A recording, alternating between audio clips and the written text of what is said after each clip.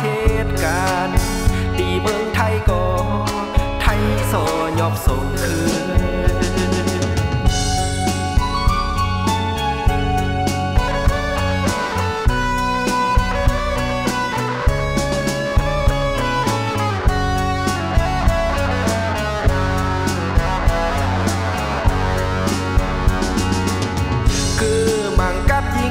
ไม่แน่นเล็บออกดีเลอฟ้าเสือดีนั้น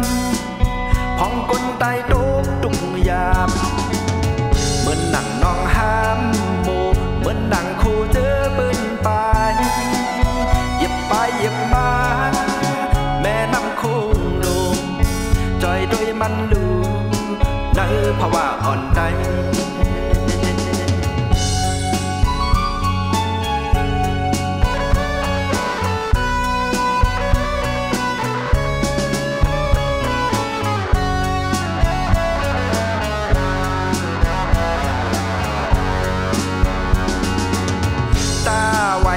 วันเมืองเจ้าเก่า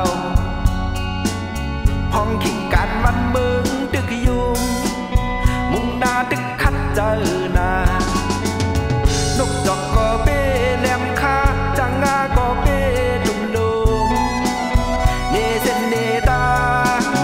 ลุกล้างมือกว่าเสือแทงคัดแหง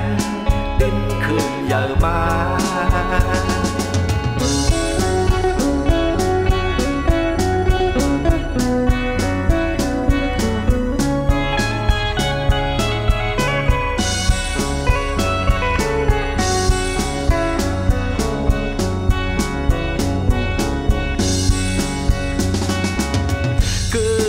กัดยิงแค้นไม่แน่น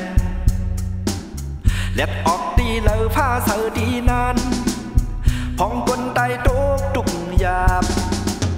เหมือนหนังน้องห้ามโบเหมือนหนังโคเจอปืนไปเย็บไปเย็บมาแม่น้ำโคงลงจอยโดยมันลูในภาวะอ่อนใจ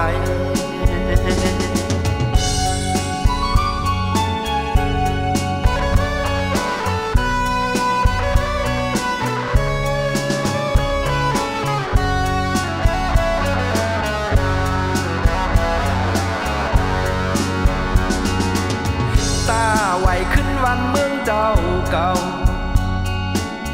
พ้องขิง